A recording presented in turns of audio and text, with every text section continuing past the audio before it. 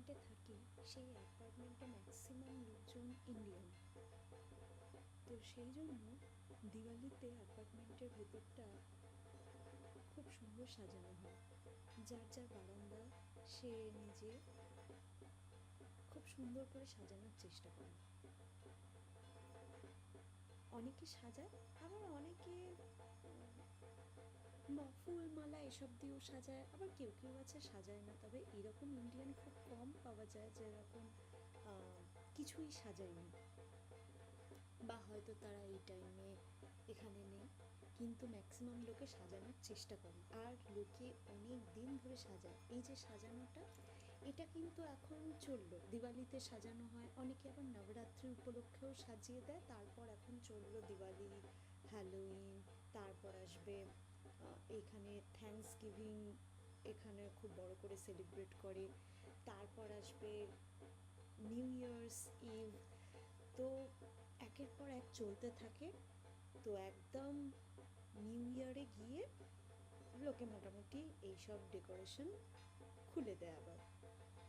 বেশ অনেক দিনের জন্য সাজানো হয় বলে বেশ সবাই সুন্দর করে সাজায়। আমরাও সাজিয়েছিলাম। আমরা তাই দেখতে বেরিয়েছিলাম যে কে কেমন সাজিয়েছে, দেখতে খুব ভালো লাগে। আর এইটা হচ্ছে আমাদের আমাদের রুমটা, আমরা এরকম সাজিয়েছিলাম। বেরিয়ে একটুখানি বাজি ফাটাচ্ছিলাম, কিন্তু এখানে বেশিক্ষণ বাজি ফাটানো যায় না, কারণ এখানে দিওয়ালির আগে সবার কাছে মেল যায় যে যাতে না বাজি ফাটানো হয়, তারপর প্রদীপ যাতে না জ্বালাই আমরা। আর এরকম বাজি ফাটালে, যেখানেই বাজি ফাটাবো অল্প একটু আধটু ধোঁয়া তো হয়ই। এখানে যদিও বাজিতে খুব বেশি ধোঁয়া হয় না, আর যেটুকু ধোঁয়া হয় সঙ্গে সঙ্গে সিকিউরিটি অফিসার চলে আসে। আর পুলিশ, তারপর হচ্ছে ফায়ার ট্রাক, এরা তো ঘুরতেই থাকে। যেখানেই একটু বেশি স্মোক দেখে বা আওয়াজ হয়, আওয়াজ মানে এই পটকা টাইপের বাজি এখানে খুবই কম ফাটে। এরকম বাজিগুলো দেখলেই বুঝতে পারবে ভীষণ কমজোরি হয়। ফুলঝুরিও খুব কম স্মোক হয়, চরকিও, মানে যত বেশি ফাটবে তত বেশি ধোঁয়া। তো এখানে বাজিগুলো হয়ও ছোট ছোট।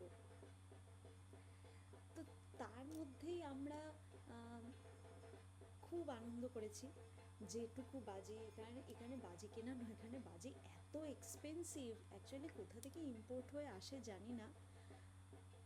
যাই হোক, তারপর আমরা যেদিন কালী পুজো, সেদিন আমাদের এখানে যে বড় একটা দুর্গা পুজো হয়, প্রবাসী বলে তারাই কালী পুজো করে।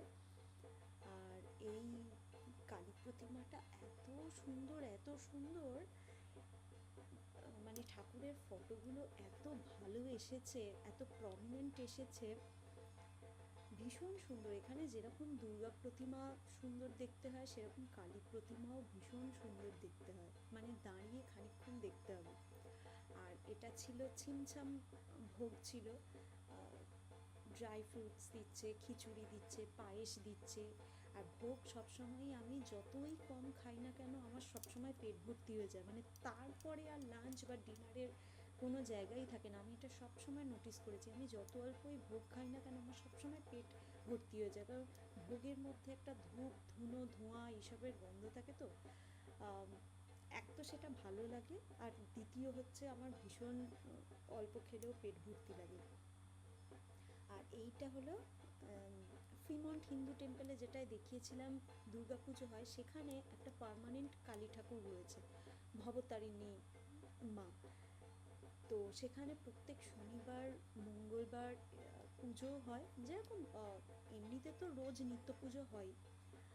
আর এইটা একটা খুব সুন্দর রঙ্গোলি করেছিল প্রদীপ দিয়ে সাজিয়ে। আমি জিজ্ঞাসা করলাম এই প্রদীপগুলো কখন জ্বালানো হবে, কিন্তু সেদিন জ্বালানো হয়নি। আমরা অ্যাকচুয়ালি কালী পুজোর আগের দিনকে ঠাকুরটা দেখতে গিয়েছিলাম।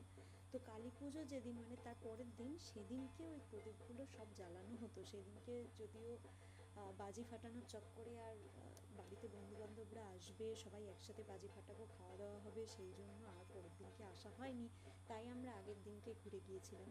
আর এটা আমাদের গ্রুপের সব থেকে কনিষ্ঠ সদস্য, আমরা যেরকম কোথাও ঘুরতে গেলে খাওয়া দাওয়া প্রকৃতি এইসব নিয়ে ব্যস্ত থাকি, তেমন একে নিয়েও সমান, মানে 50% অ্যাটেনশনটা এর দিকেও যায়।